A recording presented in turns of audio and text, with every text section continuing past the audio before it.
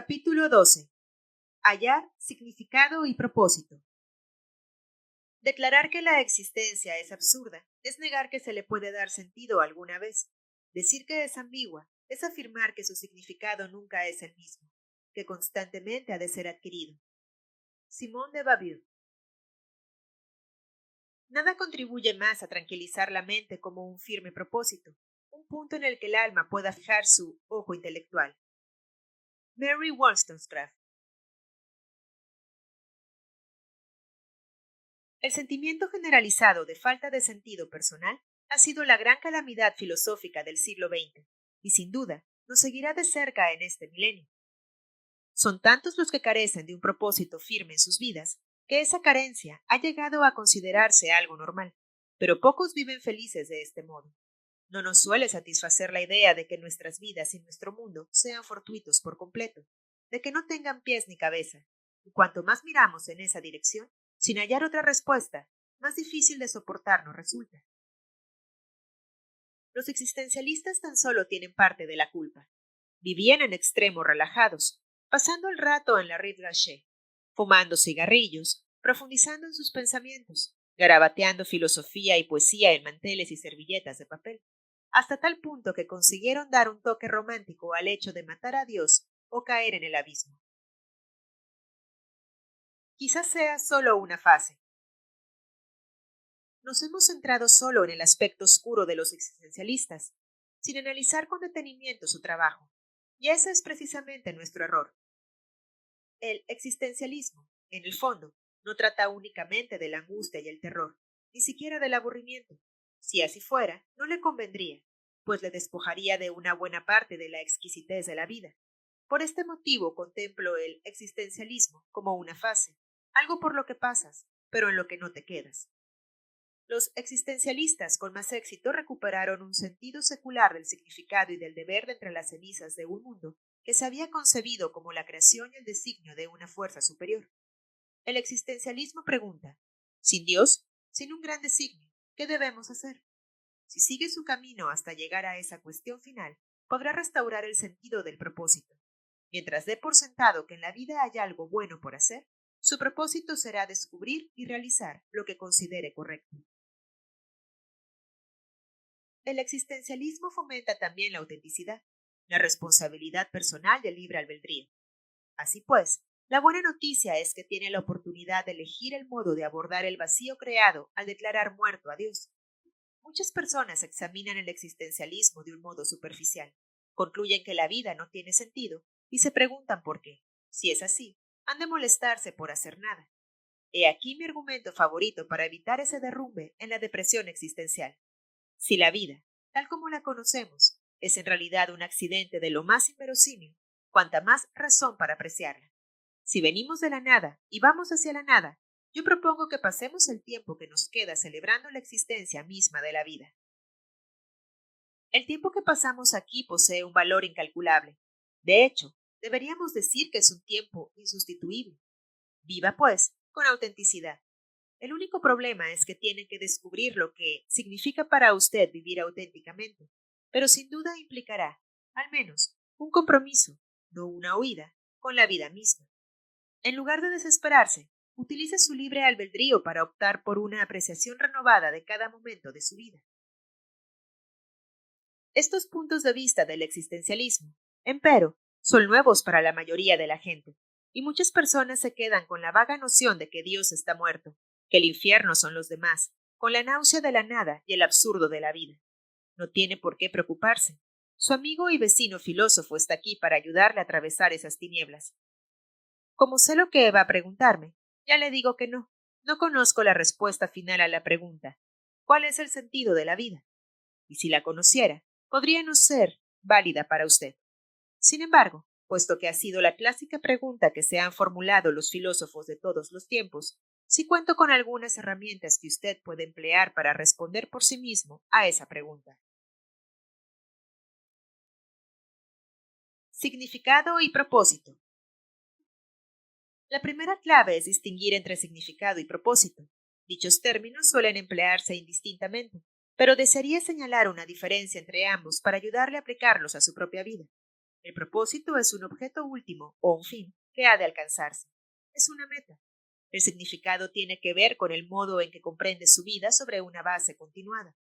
El significado se encuentra en el modo en que ocurren las cosas, no necesariamente en el resultado final. La comprensión depende de la experiencia, y el significado, al igual que la experiencia, es muy personal. Imagine que está sentado en un restaurante, mirando el menú. ¿Cuál es el propósito del menú? Ayudarle a elegir algo para comer. ¿Cuál es su significado? Ofrecerle información acerca de sus posibles elecciones. Si está en un restaurante en Francia y no habla francés, el menú no significará nada para usted, a pesar de que conozca su propósito. Así pues, es posible encontrar propósitos sin significado. Por otra parte, si no tiene ningún problema para comprender el menú, pero los precios del restaurante son tan elevados que no puede o no quiere pedir nada para comer, en ese caso, el menú tiene significado para usted, pero su propósito no le sirve. Por tanto, puede encontrar significado sin propósito. Imagine, ahora, a un individuo que nunca ha entrado en un restaurante y que además no sabe leer. El menú, para él, carecerá de significado y tampoco tendrá propósito alguno. Finalmente, supongamos que el menú incluye varias fotos de diversos y apetitosos platos y que una persona, en lugar de pedir la comida, empieza a comerse las fotos. Sin duda, estará confundiendo el significado con el propósito. Lo mismo ocurre cuando viaja en coche y consulta el mapa de carreteras. El significado del mapa es la representación del territorio. El propósito del mismo es guiarle hacia su destino. Normalmente, sabemos que no basta con trazar una ruta sobre el mapa para llegar al lugar deseado, lo que sería, una vez más, confundir el significado y propósito.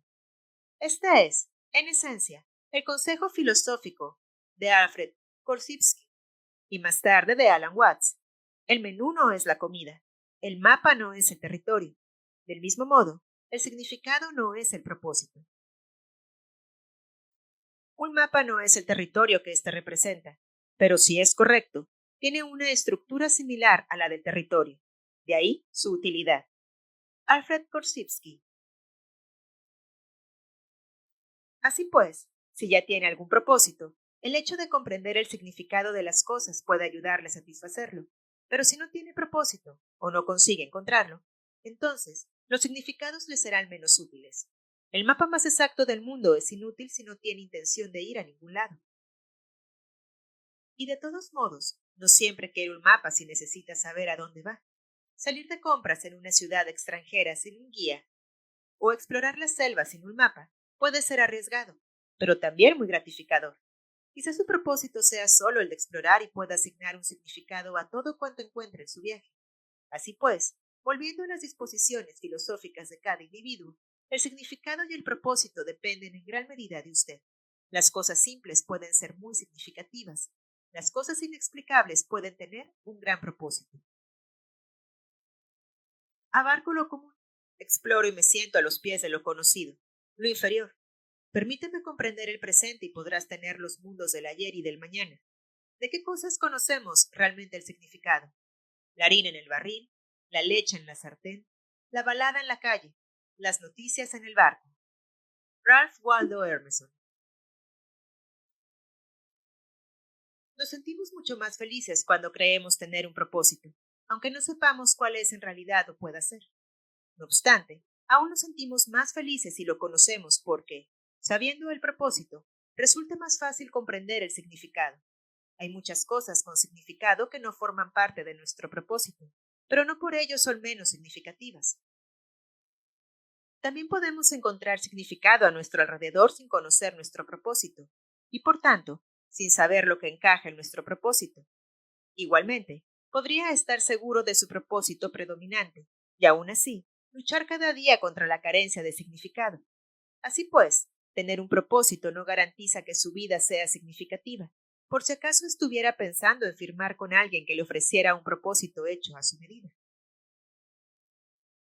Podría tener un solo propósito durante toda su vida, o lo que es más probable, una serie fluctuante de propósitos en diferentes momentos de la vida. Por ejemplo, considerar la paternidad como su propósito más elevado durante un tiempo y matar de cuando sus hijos son mayores, abrazar su carrera o su desarrollo personal como propósito principal. Ahora bien, Si se siente atraído por la odontología, por poner un ejemplo, y quiere hacer algo más que soportar la jubilación, será mejor que busque otra prioridad para cuando deje de visitar diario a sus pacientes. Su propósito actual podría ser, asimismo, descubrir su propósito general, como el fisioterapeuta del capítulo 10, que dejó su trabajo sin saber qué haría a continuación para ganarse la vida. Vale la pena mencionar aquí el Eclesiastés. Hay, bajo los cielos, una estación para cada cosa y un tiempo para cada propósito. El propósito es más obstinado de lo que pueda imaginar, aunque no lo reconozca. Debe recordar esto, por si alguna vez se le ocurriera apropiarse de los sueños de otra persona. Si la tía Millie ha atesorado durante años la idea de que usted sea neurocirujano, y a usted lo único que le mueve es tocar el oboe, siga con ello. Acepte el trabajo de media jornada en la orquesta y un empleo diurno para pagar las facturas. Las escuelas de medicina siempre estarán ahí, en caso de que cambiara de opinión, y nunca tendrá paz si pasa por alto sus propios deseos. No es fácil disuadir a uno de su propósito. Cada mes dirijo un debate filosófico en una librería local, y entre los asiduos hay uno que se autoproclama nihilista, alguien que no cree en nada, que carece de ideales, lealtades o propósitos. Sin embargo, él está ahí, siempre en el centro de un nudo de gente, tratando de sacar a relucir algún tema, disfrutando de lo lindo con las reacciones que sus propuestas extremistas despiertan en los demás. ¿Acaso su propósito consiste en decir a todo el mundo que no hay propósito? Negar el significado es revelador para él. Si no tiene suficiente flexibilidad para perseguir propósitos distintos a lo largo de la vida, podría acabar como la tan popular reina del baile, que 20 años después sigue viviendo de la lejana gloria de su juventud sin tener en perspectiva ningún otro propósito. No estamos hechos para hacer una sola cosa, sino para hacer una cosa después de otra. No se aferre a nada, ni intente que nada rebase el límite de su tiempo. Si ha logrado un propósito, nadie se lo puede arrebatar. No obstante, un propósito no es para toda la vida. Nada es para toda la vida. Podrá paladearlo y revivirlo, pero tiene que estar dispuesto a abandonarlo. Si no se separa de él, es muy probable que no encuentre otro. Soltarlo no es fácil, de ahí que reconozca la imagen de la reina del baile, incapaz de avanzar. Es una condición común. En A un atleta que muere joven, Hausmann escribe: chico listo, para desaparecer tan precozmente y sin ser percibido, de los campos en los que no arraiga el mito. Ahora no engrandecerás la derrota de los jóvenes que agotaron su honra. Si prefiere, en cambio, no morir joven solo para evitar una mayor transición de propósitos, su otra alternativa es dejar que surjan otros propósitos en cuanto acabe con los actuales. Necesitará coraje, pero tiene que seguir adelante. El propósito no es algo que pueda obtener solo con desearlo. Nadie ni nada puede proporcionarle un propósito. Tiene que encontrarlo usted mismo. El verdadero propósito puede no ser obvio, y es posible que necesite mucho tiempo para descubrirlo, pero eso no significa que no exista. Mientras encuentre significado a lo largo del camino, no estará perdiendo el tiempo. Es también más fácil creer en un propósito desconocido que descifrar un significado desconocido. Hallar significado puede ser un reto constante. Al mismo tiempo, tiene que tener en perspectiva otras alternativas. Cuando está atascado en un monstruoso embotellamiento de tráfico, su frustración y los minutos que se escapan pueden hacer desaparecer tanto el significado como el propósito. En lugar de ponerse agresivo en la carretera, haría mejor en contemplar el ineludible paso del tiempo y reflexionar sobre el mejor modo de utilizarlo. Sujeta bien el tiempo, protégelo, vigílalo, cada hora, cada minuto. Si no lo tienes en cuenta, se desvanece. Considera sagrado cada momento. Dale a cada uno claridad y significado, a cada uno el peso de tu atención, a cada uno su verdadero y merecido logro. Thomas Mann.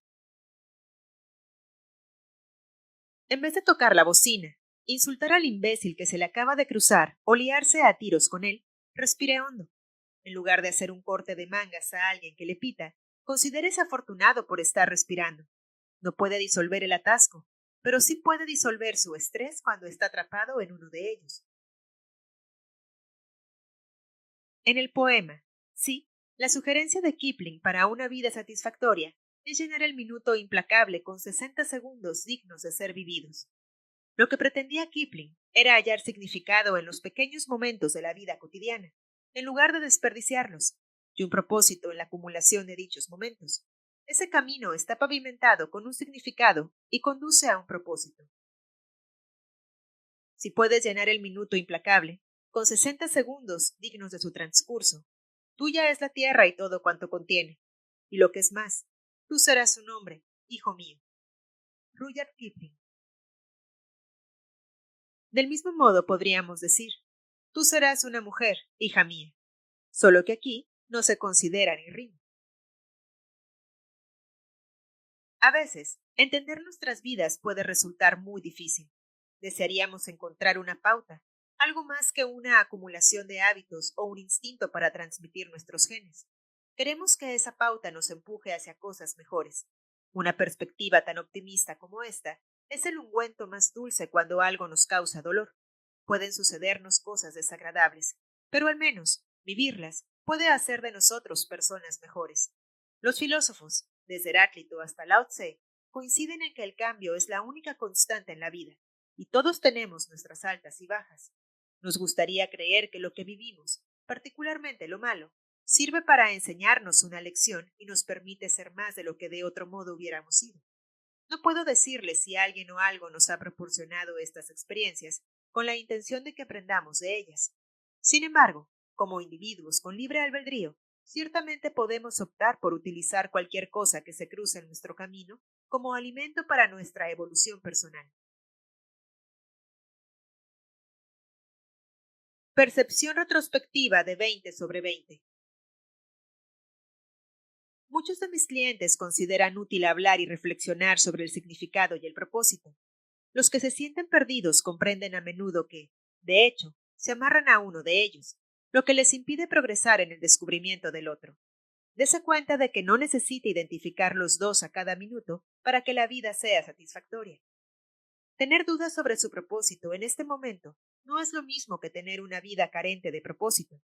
Además, es un error suponer que su experiencia carece de significado solo porque no sea capaz de descubrirlo de inmediato. Se lo voy a demostrar. Piensa en un hombre de 66 años, que al volver la vista atrás se considera un abyecto fracaso. Winston Churchill, por ejemplo. Churchill había sido soldado, periodista, parlamentario y autor. Publicó su primera obra antes de cumplir 25 años. Fue ministro de Marina. Fue elegido diputado para el Parlamento cuando todavía era joven, y a lo largo de los años ocupó una amplia variedad de puestos importantes en el gobierno. No obstante, Churchill estaba convencido de que su verdadera tarea en la vida era ser primer ministro, y al no haber conseguido llegar tan lejos, se sintió inútil a pesar de sus múltiples logros. La historia, de todos modos, guarda de él un recuerdo completamente contrario al que Churchill tenía de sí mismo a sus 66 años. Con una percepción retrospectiva de 20 sobre 20, podemos ver que todas sus experiencias previas fueron requisitos necesarios para alcanzar su más elevado cargo en el gobierno, y que no hubiera llegado a ser el gran líder mundial que fue si se hubiera trasladado demasiado pronto al número 10 de la calle Downing. Los fatalistas dirían que la historia había reservado el propósito final de Churchill, enfrentarse a Hitler y ganar la batalla de Inglaterra, aunque él mismo no pudiera saberlo mientras se preparaba para llevar a cabo tal hazaña. No se salta de ninguna parte a otra. Siempre se está en algún lugar. A pesar de que no quiera estar donde se encuentra ahora o no sepa dónde está, de todos modos estará en algún punto de su camino. Churchill pensaba que había dejado escapar la oportunidad de realizarse en su vocación, sin comprender que estaba todavía en el camino correcto, aunque aún no hubiera llegado a su destino. Si usted, al igual que Churchill, disfrute de esto ahora, pues no cada día tendrá ocasión de decir, ah, sí, soy como Winston Churchill. Piensa que está perdido. Quizás es porque todavía no ve la pauta que debe seguir. Quizás se dirige sin saberlo hacia algo, o ya está implicado en algo, que es importante para usted. Una vida llena de sentido tiene siempre una pauta intrincada, y si va a ser intrincada, tendrá elementos que no comprenderemos mientras estén sucediendo. Eudora Welty recomienda un constante respeto por lo desconocido en la vida humana y una idea de dónde hallar las hebras, cómo proseguir, cómo conectar. Encuentra en lo espeso del enredo la hebra que sigue una clara trayectoria. Las hebras están todas ahí. Para la memoria, nunca nada se pierde realmente. Dios necesita de usted. Los primeros griegos veían el mundo como un lugar ordenado, en el que todo se revelaba para un propósito específico o fin último, llamado telos. Su filosofía del propósito se llama teología. Ellos asumían que las personas, al igual que todos los fenómenos de la naturaleza, tienen también un propósito. Los eruditos judíos se hicieron eco de este modo de pensar y posteriormente lo incorporaron los pensadores cristianos. Desde un punto de vista teológico, el propósito de la vida terrenal es prepararse para el cielo, para la venida del Mesías o para el día del juicio final, o la redención de las almas, etc., dependiendo de cada teología concreta. Si la religión ha tenido tanto éxito a lo largo de los tiempos, se debe, en parte, al hecho de que proporciona significado y propósito a los individuos, lo que resulta más difícil de obtener en una sociedad consumista, pues no encontrará significado o propósito en un catálogo de unos grandes almacenes, ni podrá encargarlos a la tienda en casa. Así pues, el despejado camino de una religión organizada puede ser realmente llamativo. ¿Cómo podría existir el hombre si Dios no la necesitara? ¿Y cómo existirías tú? Necesitas a Dios para ser, y Dios necesita de ti, pues es este el significado de tu vida. Martin Buber. Las tradiciones judio-cristianas asumen que la vida tiene un significado superior. Sin embargo, como nuestra sociedad se ha ido distanciando cada vez más de esas raíces, se ha perdido tal significado. Si usted todavía extrae alimento de esas raíces, cuenta con una gran ventaja con vistas a descubrir su propósito. Todas las instituciones perfectamente estructuradas, tales como las religiosas, las militares o las grandes empresas, le proporcionan significado y propósito a cambio de todo lo que ellas exigen de usted, más el orden que imponen en su vida. No obstante, nadie, ni siquiera Dios, un general o un alto ejecutivo, le proporciona un significado y un propósito completo, listo para consumir, firmado, sellado y entregado. Es, más bien, como si le suministraran la arcilla que usted tiene que modelar. Pero al menos no necesita pensar en cómo debe elaborar la arcilla. Y, si me era así, este capítulo es una receta como encontrará pocas. El monje. Por si acaso deseara que la religión hiciera por usted parte de ese trabajo, he aquí un caso que confirma que la fe no ofrece garantías duraderas. Un colega de asesoramiento filosófico, Ben Mijuskovic, tuvo un cliente, Fred, que había sido monje durante 10 años. Fred había estado luchando durante un tiempo contra los síntomas de la depresión, cansancio, insomnio, desesperación, vulnerabilidad e incluso pensamientos de suicidio. Después de que el consejero pastoral fracasara en el intento por aliviar su sufrimiento, Fred visitó a un psicólogo. Había tenido una infancia dichosa y segura, y se había entregado feliz a la orden durante la mayor parte de su vida de adulto, por lo que la exploración de su pasado tampoco le aportó alivio alguno. Finalmente, probó con los medicamentos sin obtener éxito. Ahora bien, después de hablar con un consejero filosófico, llegó a comprender el porqué de su depresión. Fred explicó que la parte más dolorosa de su depresión era que su fe ya no tenía significado para él. Mientras hablaba, se lamentó de lo mucho que le habían costado sus votos. No tenía familia biológica, ni relaciones sexuales, ni una vida integrada en la sociedad. Durante casi todos esos años, en el monasterio, había aceptado con gratitud los beneficios que le aportaban todos esos sacrificios. Una espiritualidad profunda, una relación personal con Dios y la habilidad de compartir con otros la alegría y la paz permanentes que éstos le habían procurado. Odiaba su depresión porque le había robado la satisfacción que una vez le proporcionó su vida monástica. Ben le sugirió que considerara la opción de que la pérdida del significado pudiera ser la causante de sus sentimientos depresivos, en vez de ser del modo contrario.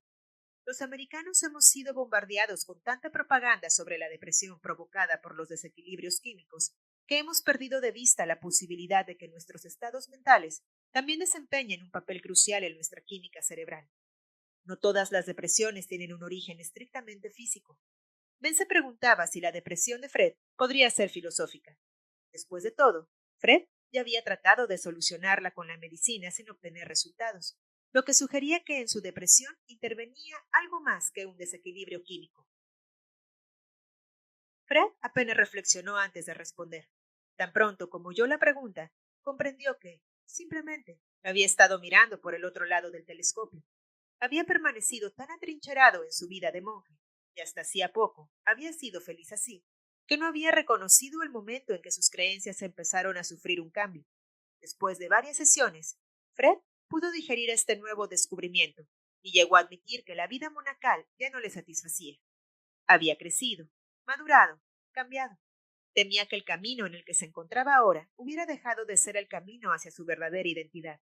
Había perdido el sentido de su propósito, y con ello el sentido del significado en su vida diaria. Fred jamás había experimentado una vida de adulto sin un propósito definitivo. No es de extrañar que se sintiera deprimido. Finalmente, Fred optó por abandonar el monasterio. Renunciar a los votos religiosos no es algo que se pueda tomar a la ligera, por supuesto, y la decisión fue dolorosa. No obstante, su depresión se esfumó, aunque tuvo que trabajar duro por construirse una nueva vida dentro de la sociedad. Fred experimentó un fuerte sentimiento de liberación y de renovación. Nunca dejó de ser una persona profundamente religiosa. Incluso adoptó en su nueva vida algunos de los rituales del monasterio. No sabía bien qué nuevo propósito, o qué nueva fase del mismo propósito general, iluminaría su vida, pero estaba dispuesto a esperar hasta que se desarrollara. Hallar propósito y significado puede implicar mucho trabajo, aun cuando se sigue una fe religiosa. La historia de Fred demuestra, asimismo, que cualquier persona puede caer en una depresión filosófica y salir airoso de ella, por muy profunda y compleja que ésta sea. Como en el caso de Fred, el descubrimiento filosófico que permite ver las cosas de otro modo puede ser pequeño. El poder proviene de tomarse el tiempo necesario para absorber todo su impacto.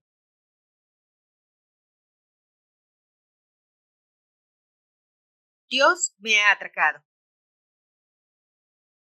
Otro de mis colegas, Peter Rapp, resolvió también, con la filosofía, el caso de un cliente que se hallaba en un conflicto espiritual muy distinto.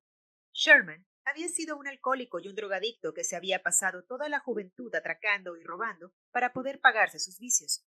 Unos años atrás comprendió, de repente, que estaba desperdiciando su vida, lo que le impulsó a matricularse en la universidad, tener un trabajo de media jornada y llevar una vida ordenada.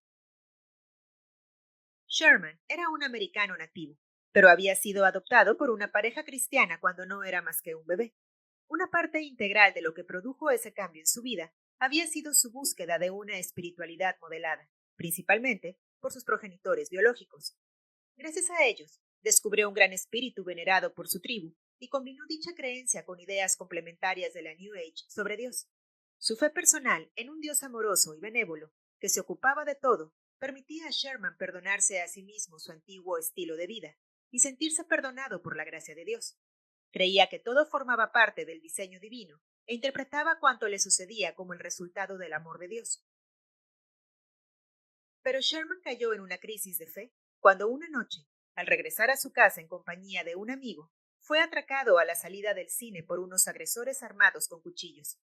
¿Cómo podía Dios permitir eso, especialmente cuando había logrado ese difícil triunfo de enmendarse de sus actos? ¿Era acaso algún tipo de retribución divina por los pecados que había cometido en el pasado? ¿O el castigo por sus errores más recientes, a pesar de que nada de lo que hubiera hecho últimamente pudiera compararse con sus antiguas fechorías? Sherman se enfadó con Dios por traicionar su confianza y empezó a preguntarse si durante todo ese tiempo había tenido un concepto equivocado de Dios. Después, se sintió culpable por haberse enfadado con Dios y por haber puesto en duda sus propias creencias. Y más tarde, se enfadó todavía más por verse obligado a sentirse culpable. Para Sherman, el atraco en sí mismo no había sido tan grave como la sacudida que con ello habían recibido sus fundamentos de su fe, pues si estos se desmoronaban, dejaba de ser el niño adorado por un Dios bondadoso. ¿Cuál sería su propósito si no era servir el propósito de Dios? Ya no habría nada que le separara de su vida delictiva. Sherman estaba experimentando un conflicto entre sus suposiciones, un Dios bondadoso que controla todo, lo que no sucede, y su experiencia, me han atracado. Dado que la experiencia en sí era innegable, y al mismo tiempo se sentía incapaz de abandonar sus creencias, Sherman buscó asesoramiento filosófico. Sherman estaba atrapado en su propia lógica. Por difícil que resultara para alguien que se tiene por una persona dotada de mucha fe, Sherman empezó a analizar sus suposiciones. Con el consejero filosófico enumeró una serie de explicaciones alternativas. Dios no lo planea todo. Dios me está poniendo a prueba como hizo con Job. Dios se muestra a veces airado. Dios no existe. No hice nada malo. Prestaba suficiente atención a mi seguridad personal. Dios no lo controla todo. Esta experiencia está destinada a incrementar mi empatía por los muchos tipos de sufrimiento que existen en el mundo. He puesto demasiada carga en las manos de Dios, sin responsabilizarme lo suficiente de nuestra propia persona. El atraco no fue más que un accidente, nada personal. Los únicos responsables del mismo son los propios atracadores. Fue esta última idea la que liberó a Sherman. Sabía, por los días que había tenido la sartén por el mango, que Dios no figuraba en los planes de los atracadores. Estos seguramente estarían ocupados en dar con la víctima adecuada, de pequeña estatura y apariencia opulenta, que se encontrara en un callejón oscuro, y no en sí. Eso era o no lo que Dios deseaba de ellos. Sherman sabía que una figura paterna benevolente, Dios, no notaba en una lista los pecados de los mortales con la intención de desquitarse después, especialmente cuando la persona en cuestión había realizado tales progresos. Lo que Sherman no había podido comprender, cuando estaba aferrado a la idea de que el atraco era parte del diseño divino, era que quizá ni Dios ni él mismo eran los culpables. Si se debía señalar a alguien, era solo a los atracadores. Ese infortunio fue útil para Sherman, ya que le incitó a examinarse de un modo más minucioso y a buscar una solución a su problema. Sherman comprendió que era absurdo enfadarse con Dios, y aunque fuera natural estar enojado con los atracadores, tal actitud no le llevaría a ninguna parte. Había decidido volcar su enfado sobre sí mismo, por haber supuesto que todo iría bien siempre, y por haber eludido cierta responsabilidad personal, con el pretexto de dejar todo en manos de Dios. Pero se negó a revolcarse en ese enfado y trató de utilizarlo como una oportunidad para la contemplación constructiva y el cambio. El coraje que mostró Sherman al considerar falsas algunas de las creencias que habían guiado su vida le proporcionó la confianza de reclamarlas, aunque ampliadas. La discusión filosófica ayudó a Sherman a alcanzar un punto en el que sus creencias y experiencias eran mutuamente congruentes.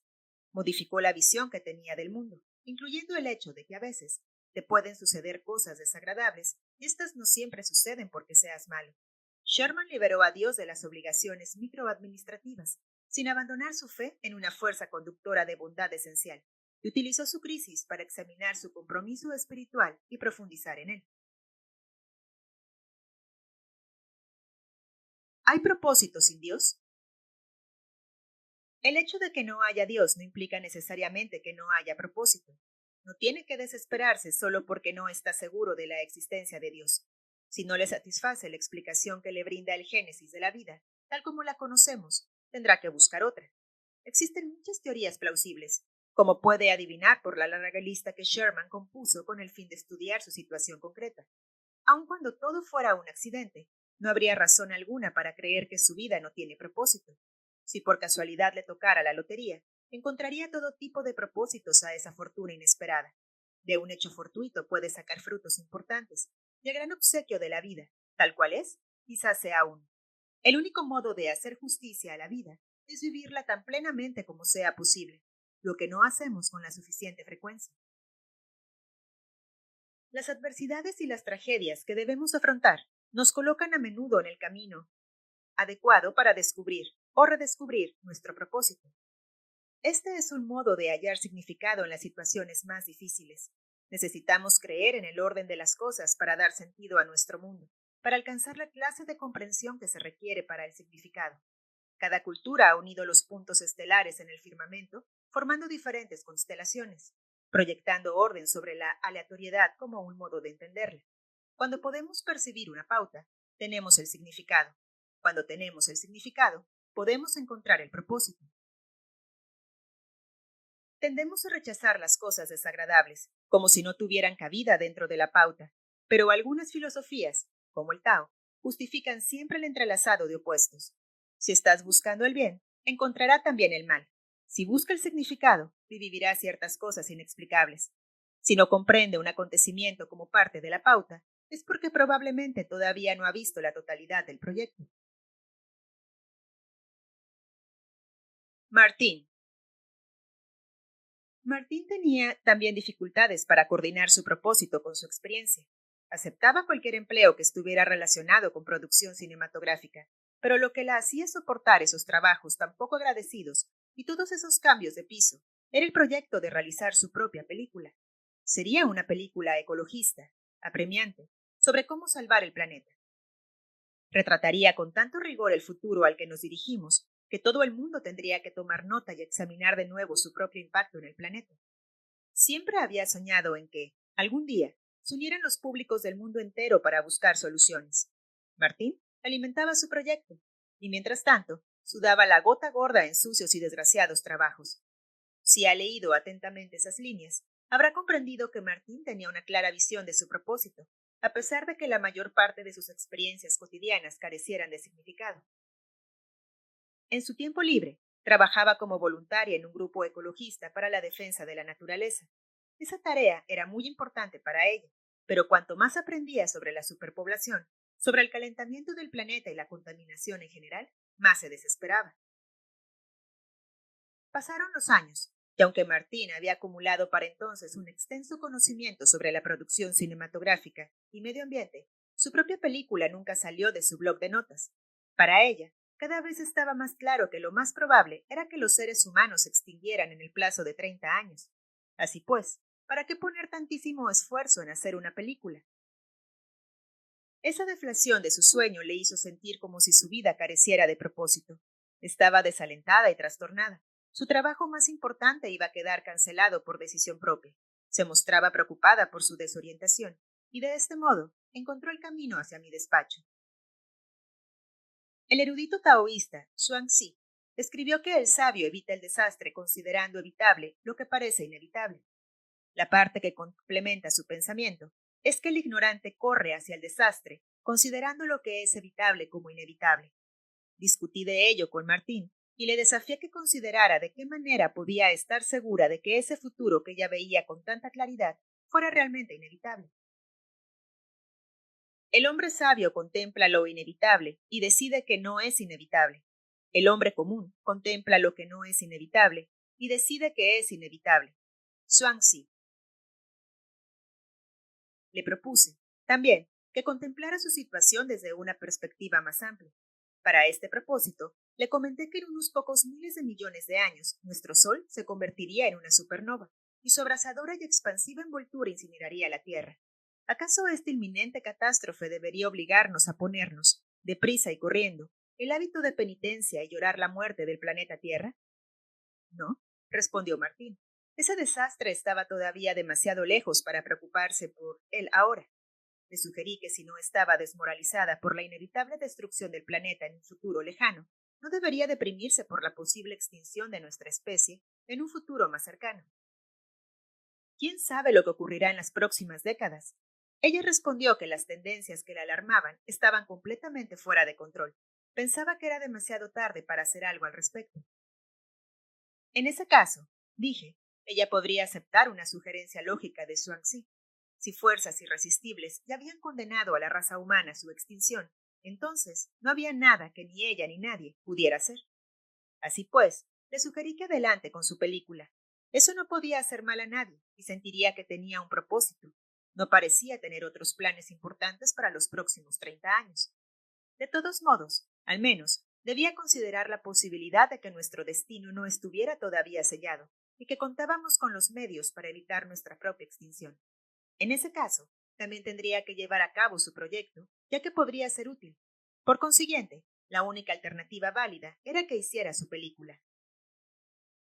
Le sugerí a sí mismo, ya desde un nivel puramente práctico, que desglosara la realización de la película en una serie de objetivos manejables. Cualquier persona se sentiría acobardada si se enfrentara de golpe con la urgencia de juntar el dinero necesario, reunir a todas las personas implicadas y llenar todos esos minutos de película. El hecho de realizar todas esas tareas una detrás de otra, sobre una base puramente práctica, le ayudaría a poner en marcha su proyecto y sacarlo adelante. Estaba claro que hacer esa película era crucial para mantener el sentimiento de significado y de propósito en su vida. Por tanto, tenía sentido poner orden en la logística para facilitar al máximo el proceso. Algo grande solo puede ser la suma de diversas cosas pequeñas. Una vida de propósito se construye paso a paso. Una vida sin sentido no siempre se llena de significado como una cegadora ráfaga de luz. Son pocos los que experimentan esa epifanía. Puede elaborarla por sí mismo, pero con pequeñas piezas que debe ir ensamblando de forma gradual. No espere a que las fuerzas externas realicen el trabajo, porque es posible que ese día no llegue nunca. El logro de su propósito más amplio puede hallarse en el futuro, pero las prácticas que le llevan hasta él ocurren hoy. Las ardillas se pasan el otoño almacenando nueces para el invierno, y aunque no vayan a necesitarlas durante varios meses, cada nuez cuenta. Pruebe este experimento. Póngase durante varios meses una meta modesta y alcáncela. Si ese sentimiento de logro no hace que se sienta ya un poco mejor, limpie la casa o tan solo un armario. Matricúlese en un curso. Aprenda tácticas de defensa personal. Empiece a jugar al bridge. Cualquier cosa que esté a su alcance le servirá. Puede que no siempre sea tan literal, pero una sucesión de propósitos a corto plazo puede dar sentido a un propósito a largo término. El propósito, al igual que el significado, aparece a menudo de forma retroactiva.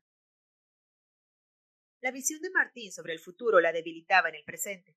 Estaba creando una profecía de realización personal, que sin duda se cumpliría si permitía que sus temores la paralizaran. Martín cometió un error lógico al suponer que no había presente porque no había futuro. La prueba de que había un presente era que nosotros dos estábamos ahí sentados, entablando una conversación, y puesto que la existencia del presente era innegable, debería tenerlo en cuenta. Es importante no permanecer demasiado en el pasado o en el futuro, porque esta actitud no hace más que oscurecer el presente, con el que de todos modos hay que contar. Para Martín, aceptar su presente fue suficiente para restablecer su sentimiento de significado diario y renovar su propósito de hacer realidad su película.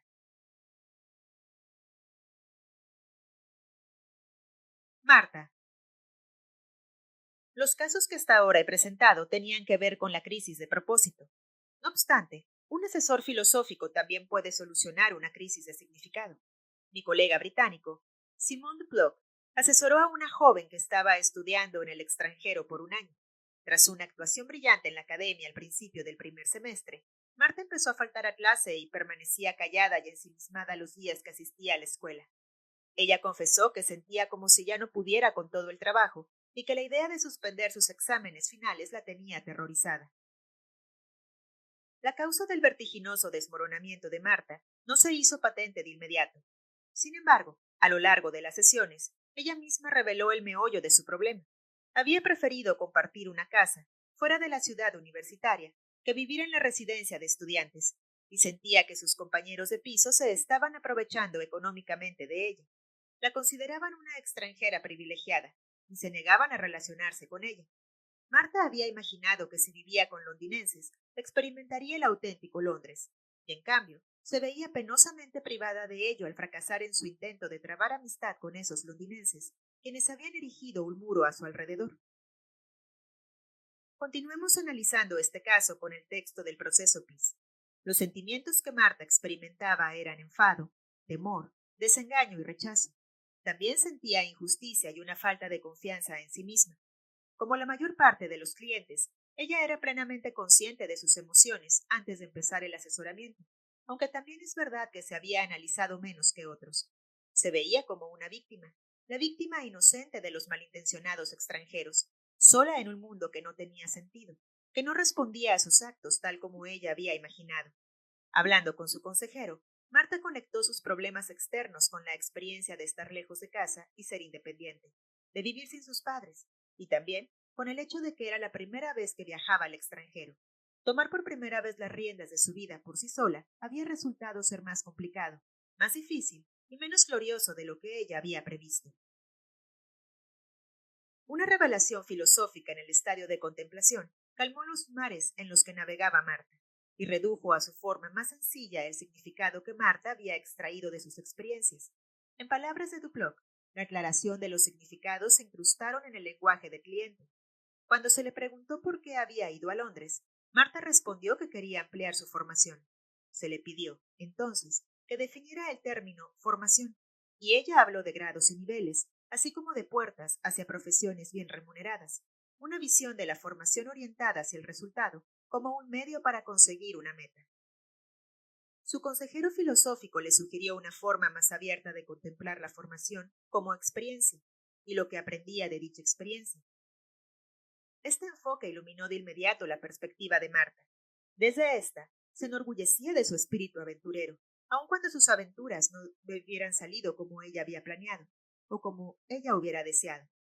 Empezó a ver sus esfuerzos por establecer una vida independiente como un importante rito de transición de niño a adulto. También se responsabilizó de sus decisiones equivocadas, lo que en el momento presente era menos cómodo que hacerse la víctima desvalida. No obstante, a largo plazo, restableció el sentimiento de su propio poder. Si ella podía provocar una situación negativa con acciones poco juiciosas, también podía provocar, la próxima vez, situaciones positivas con planes evaluados con más cautela. Marta restableció su estado de equilibrio al poner en práctica lo que había aprendido. Consideró que la desagradable situación en el piso era el precio que debía pagar por su formación en la vida, por lo que ella, después de todo, estaba allí, y decidió cambiar de vivienda para el segundo semestre. Con la mente despejada, concentró de nuevo sus energías en los estudios académicos con tiempo suficiente para prepararse para los exámenes finales. Aclarar el significado de las experiencias de su vida y relacionarlas con un propósito que resonaba de ella, proporcionaron a Marta la paz mental que necesitaba para alcanzar su meta. La graduación. En la escuela, te habitúas a trabajar en una serie de unidades que de forma progresiva te llevan hacia metas mayores. Cada año, entras en un nuevo nivel y subes otro peldaño hacia la graduación. El propósito del tercer curso, por ejemplo, es llevarte hasta el cuarto curso, pero el significado del tercer curso se encuentra en lo que aprendes y haces cada día, generalmente sin pensar en el cuarto curso. Así pues, aprendes a leer y a hacer divisiones. Aprendes el modo de establecer las reglas para un juego de pelota durante el recreo. Te das cuenta de lo que ocurre cuando llevas malas notas a casa. Y aprendes también a hacer y mantener amistades. Ahora bien, ese progreso del tercer curso hacia el cuarto sirve, además, a una meta aún más amplia: prepararse para la escuela superior y quizá para la universidad. En la vida, tal como en la escuela, cuando se aprende lo que se tiene que aprender en un determinado nivel, se pasa al siguiente. Pero es obvio que la vida no es tan pulcramente organizada como la escuela. Nadie le ofrece vacaciones de verano, ni le proporciona el birrete y la toga para la ceremonia de entrega de títulos. Tiene que reconocer las transiciones por su cuenta, y hacer eso es la clave hacia una satisfacción duradera. De lo contrario, seguirá todavía en el tercer curso mientras que todos los demás estarán sacándose el carnet de conducir y trasladándose a su propio apartamento. Si crees en la reencarnación, la vida es como la escuela. Cada vida sirve para preparar la siguiente, hasta que obtienes, finalmente, el título superior de la escuela de la vida y de la muerte. Pero aun cuando la transmigración de las almas no sea su fuerte, este sentimiento de evolución hacia niveles cada vez más avanzados les será de gran utilidad. Segunda madre. Una de mis colegas asesoras era una científica que había conseguido una cátedra en la universidad, en una época en que muy pocas mujeres llegaban más allá de la Escuela Superior de Biología. En un mundo competitivo, y en su mayor parte machista, Irene consagró toda su energía a su carrera y se vio recompensada con un reconocimiento creciente por su excelente erudición y su brillante trabajo de investigación. A nivel personal, esto le costó un elevado precio. Aunque disfrutaba de un matrimonio sólido, Irene nunca se había visto capaz de apartarse de la ciencia lo suficiente como para tener y educar a un hijo. Cuando pasaron los años y su posición en el mundo académico se hubo afianzado, se dio cuenta de que lamentaba haber dejado pasar la experiencia de la maternidad. Así pues, después de una larga y exitosa entrega a un propósito, emergió un segundo y sorprendente propósito. Formar una familia biológica ya no era una opción viable para Irene, pero tampoco lo era ahogarse en el lamento. En su lugar, creó un programa para preparar a estudiantes prometedores, especialmente mujeres jóvenes, desde su primer año de carrera de ciencias, claro está. No era este el tipo de tarea del que se ocupaba el profesorado universitario, pero pronto se convirtió en un éxito rotundo, y un buen número de los científicos de hoy en día, al mirar hacia atrás, acreditan a Irene como la mujer que encendió y estimuló su interés. El éxito que lograba Irene en cualquier cometido que se proponía no sorprendía a nadie, pero nadie, ni siquiera ella, hubiera previsto la función de segunda madre que adoptó con los estudiantes. Irene halló un nuevo propósito en ser un mentor intelectual y una madre adoptiva para estos grupos de hombres y mujeres jóvenes. Al reconocer sin temor los cambios en el sentido de su propósito, Irene combinó y llevó a cabo dos aspectos importantes de su personalidad, sin perder jamás su propósito y expandiendo, al mismo tiempo, sus fuentes de significado. Luz roja, luz verde. Después de todo esto, quizás se sienta dispuesto a abandonar la elaboración de su propósito en favor del destino. El fatalismo puede ser destructivo, como vimos en los casos de Martin y Sherman, pero también puede resultar atractivo en el sentido de que proporciona conclusiones como las que hemos visto. Puede desatenderse de todo este asunto, tarareando, lo que será, será y será lo que deba ser, imitando perfectamente a Doris Day. Ahora bien, al final el fatalismo le despoja a uno de su propósito. Solo está interpretando el guión de otra persona. Le convierte en un agente pasivo, sin responsabilizarse de nada. Tolstoy era un fatalista influyente. Para él, Napoleón no era en absoluto responsable de la hecatombe en las guerras napoleónicas, sino un peón en un juego cósmico. Él estaba predestinado a ejecutar todos sus movimientos desde el principio del universo. En mi opinión, eso parece no es coherente. No sabemos nada sobre el destino. No sabemos si la historia de la humanidad es un desdoblamiento del destino, una cuestión de suerte o un asunto de voluntad. En cualquiera de los casos, tenemos poca certeza, y sin ella, yo elijo lo que es mejor para nuestra moral. Puede requerir más trabajo por nuestra parte, pero yo creo en el libre albedrío y en nuestra capacidad para tenernos por responsables de nuestras acciones. Los reyes son esclavos de la historia. León Tolstoy. Isaac Bashevis Singer dijo: Cuando cruzo la calle con un fatalista, siento algo extraño. El fatalista suele esperar a que el semáforo se ponga verde. Singer, con su chiste filosófico, quería significar que, si uno cree que todo está predeterminado, entonces también cree que lo está la causa de la muerte y el momento exacto de ésta. Puesto que no hay nada que uno pueda hacer para cambiar su destino, no puede morir antes de su hora, ni siquiera cruzando Manhattan, a menos, claro está, que esté destinado a morir cruzando Manhattan. Para Singer, la respuesta inmediata del fatalista sería: estaba destinado a detenerme ante el semáforo en rojo. La depresión. Las consideraciones filosóficas tienen su lugar incluso en casos en los que la depresión es de origen biológico, no solo existencial. El malestar existencial o la muerte del alma puede estar agravando su situación, en cuyo caso te será útil el trabajo filosófico, al menos en parte. Las carencias de propósito, de vivacidad y de ilusión ante la vida, que son características de la depresión, pueden ser también tratadas por la filosofía, no solo por la psicología y la medicina. Si está deprimido, independientemente de si existe o no un componente biológico, con toda seguridad se sentirá despojado de significado y propósito. Considere lo siguiente: es posible que su propósito sea pasar por esta depresión. Lo mismo se aplica a la ansiedad, a la pena y a la insatisfacción general. Su aflicción no solo merma su calidad de vida, le desafía también a superarla.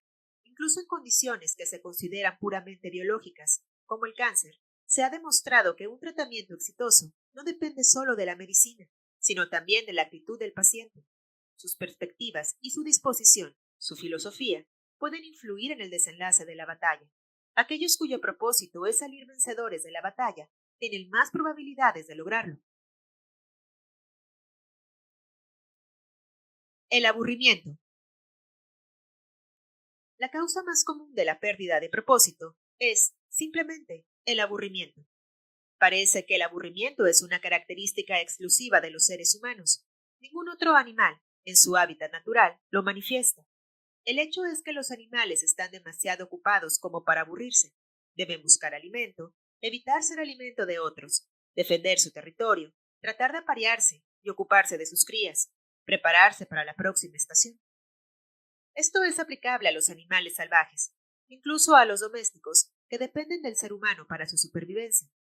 En cambio, los animales en cautiverio, por ejemplo, las fieras salvajes encerradas en los zoológicos, sí presentan signos de aburrimiento. generalmente acompañados de un comportamiento anormal o demente, cosa que hay que resaltar, ya que es, sin duda, una condición propia del cautiverio, no del animal. El animal humano pertenece un poco a cada una de estas categorías. A veces somos salvajes, más a menudo estamos domesticados, o si lo prefiere, civilizados. Habrá oído decir que el matrimonio le ha domesticado, aunque suele ser una protesta de, por ejemplo, los miembros de una hermandad por la pérdida de un compañero. Podemos resistirnos, pero necesitamos cierto grado de domesticación para avanzar, tanto en el terreno individual como en el social. También somos criaturas cautivas, aunque no sea siempre en el sentido literal del término. Por decirlo de una forma más figurativa, somos cautivos dentro de los límites de nuestro lenguaje, cultura y experiencia. Nadie, ni un ser humano ni ningún otro animal, se aburre en una crisis. Todo el mundo tiene su propósito durante una catástrofe, preservar su propia vida.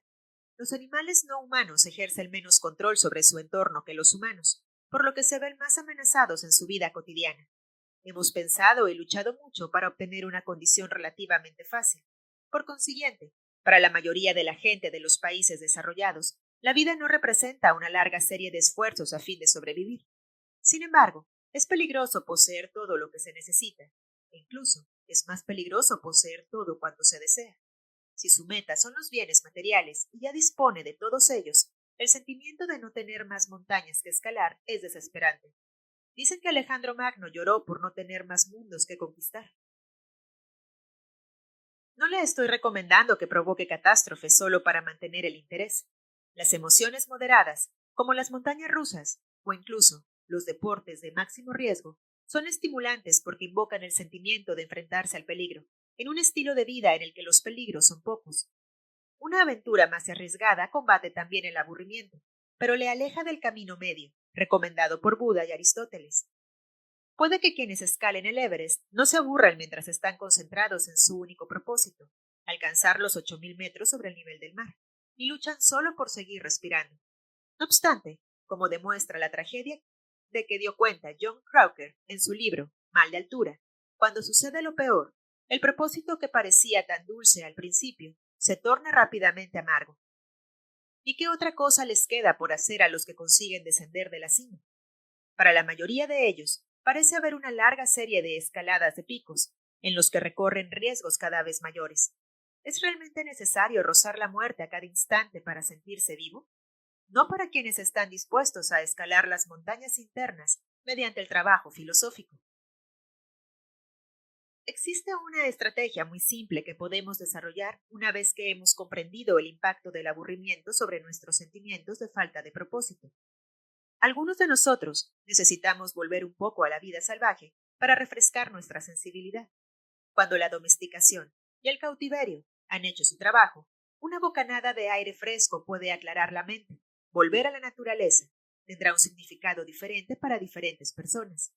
No se fatigue acampando donde no hay agua corriente si sabe que se va a sentir desgraciado sin su ducha diaria. Descubra que es solo lo que a usted le conviene.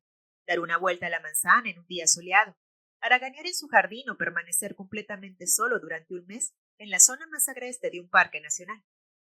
Conectarse de nuevo con el mundo natural, de la forma que a usted más le convenga, es el modo más seguro de recuperar la perspectiva de su vida como parte de una tonalidad mayor. No como una parte aislada y accidental de un pedazo masivo de caos, ni como una patética ruedecilla en el engranaje de una máquina implacable, sino como una parte integral de un sistema complejo y vibrante. Esto es lo que escribió Thoreau en Walden, La desobediencia civil. Indudablemente, el tedio y el aburrimiento, que presumen de haber agotado la variedad y los goces de la vida, son tan viejos como Adán. Pero las capacidades del hombre jamás se han medido, y nos corresponde a nosotros juzgar por cualquier precedente lo que el hombre puede hacer, pues es muy poco lo que ha intentado. Henry David Thoreau. La experiencia con la naturaleza contribuye a avivar de nuevo nuestra apreciación de la vida misma, uno de los mejores métodos para hallar significado y propósito. Comprender que la vida es un gran regalo y disfrutar de todas las actividades como parte de la vida diaria son también grandes antídotos contra la carencia de propósito.